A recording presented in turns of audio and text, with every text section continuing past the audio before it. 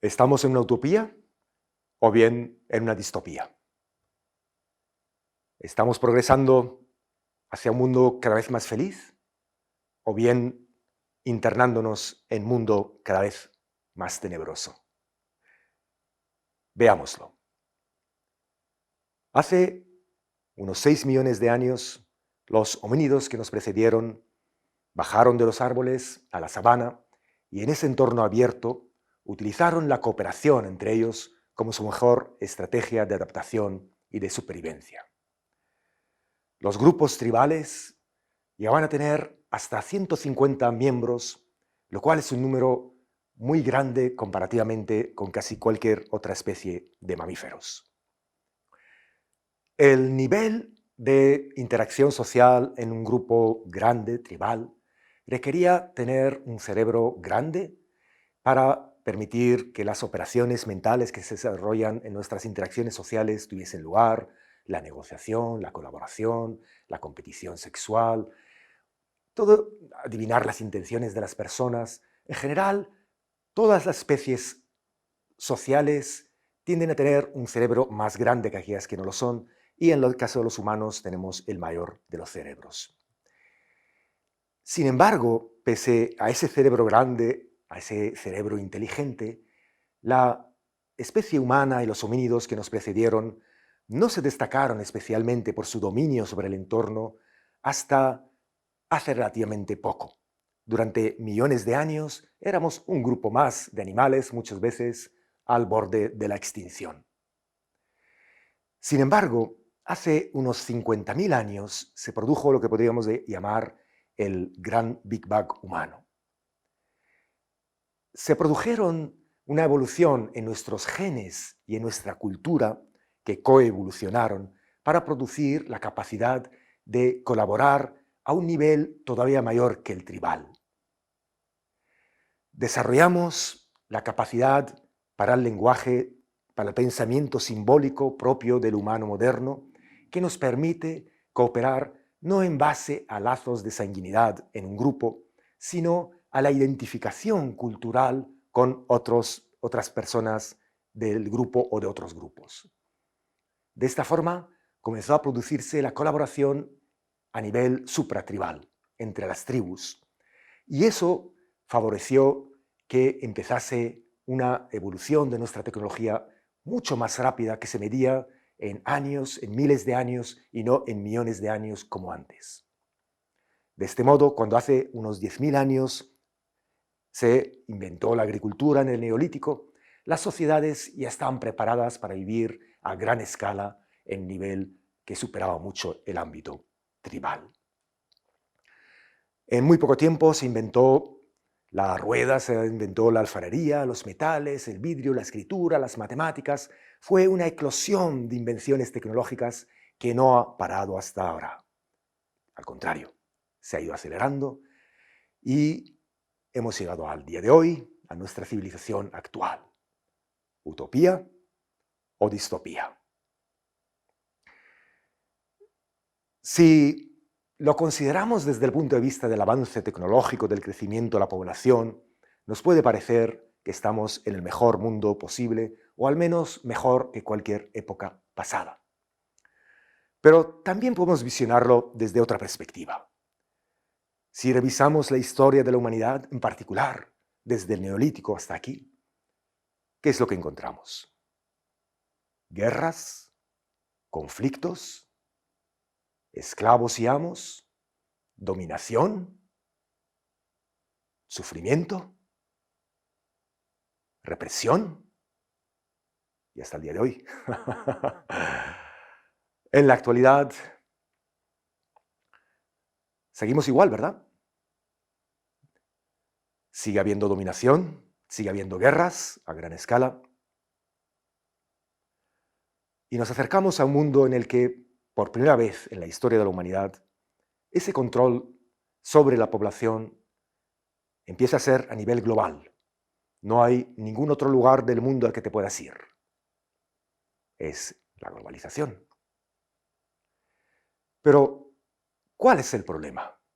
¿Cuál es el origen de este destino que parece inevitable de la humanidad?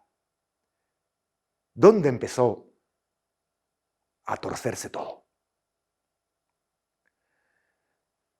El problema, el gran problema de la sociedad humana es la jerarquía. Ese es el mal humano. En las tribus ancestrales, los liderazgos, por lo que sabemos, eran los liderazgos fluidos, líquidos, contextuales, en los que una persona lideraba u otra en función de sus habilidades para manejar una determinada situación, y donde en general las decisiones se tomaban por consenso de todos los miembros del grupo. A medida que se fue complejizando y aumentando el tamaño de los grupos, en especial a partir del Neolítico, se crearon grupos grandes de humanos en los que se nos dijo que era imposible organizarse sin que hubiese un poder central, organizador, planificador, dotado de una administración, de unas fuerzas represivas que pusiesen orden entre la población. Se nos ha querido convencer, y todavía a día de hoy, de que no podemos organizarnos los humanos sin que alguien dicte las órdenes, sin que alguien planifique nuestra vida, sin que alguien evite que nos peleemos entre nosotros. Se nos ha dicho que los humanos tendemos de forma natural a competir, a hacernos daño unos a otros, y que por tanto se requiere ese planificador, ese amo, que evite que nos matemos entre nosotros. Cuando en realidad ese amo lo que va a hacer es organizar grandes matanzas, como siempre ha ocurrido a lo largo de la historia. ¿Por qué se han producido esas guerras? ¿En nombre de qué? En nombre de conceptos creados que justifican la necesidad de la jerarquía. Como si no fuésemos capaces de colaborar entre nosotros sin que alguien por encima nos lo imponga. Como si cada vez que dos humanos nos cruzamos fuésemos a pelearnos, a engañarnos, porque esa es nuestra naturaleza. En realidad, a lo largo de la mayor parte de nuestra historia, hemos basado nuestra supervivencia en la colaboración y no en la guerra ni en la competición. Es la jerarquía la que requiere que haya conflicto interno y externo, que justifique justamente su papel, su rol. Siempre que hay un enemigo externo o siempre que hay un enfrentamiento interno, tendemos a querer buscar a alguien que ponga orden. Así que aquellos que ocupan la jerarquía en cada momento de la historia van a querer siempre propiciar la idea de que hay enemigos externos, enemigos internos y que se necesita control, disciplina, fuerza, imposición, leyes, normativas, reglamentaciones, porque los humanos somos como animales salvajes que requieren ser disciplinados.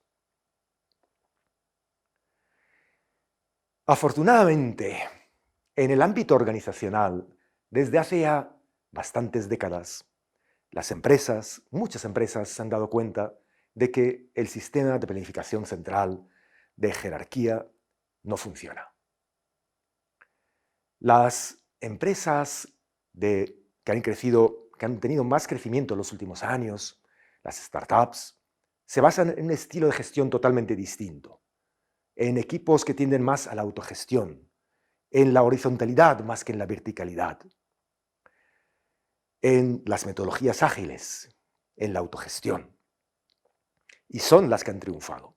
Mientras que las empresas, las organizaciones basadas en jerarquías antiguas, estáticas, verticales, ahora son como mastodontes que tienden a morir y que en muchos casos solo se mantienen gracias a posiciones de monopolio favorecidas por los estados de turno. Así que esa es nuestra esperanza. En las organizaciones de cualquier tipo podemos practicar, y se está haciendo en todo el mundo, un estilo de gestión diferente, que no se base en la imposición de unos sobre otros, que no se base en la jerarquía, que no se base en la desconfianza, que no se base en el conflicto, que no se base en el engaño, sino en la transparencia, en la confianza, en la colaboración, en estar unidos en torno a un mismo objetivo. A nivel social, por desgracia, no nos estamos siquiera acercando a eso. No existe un solo país que no se base en un sistema de jerarquía, de imposición, de dominación de unos pocos sobre la gran mayoría. Vivimos en sociedades donde la población tiende a ser infantilizada, donde se le dice que hay que reglamentar cada aspecto de su vida, donde se le dice que tiene que depender de los poderes públicos y que no tiene autonomía para hacer lo que quiera. ¿Podemos hacer algo? Claro que sí.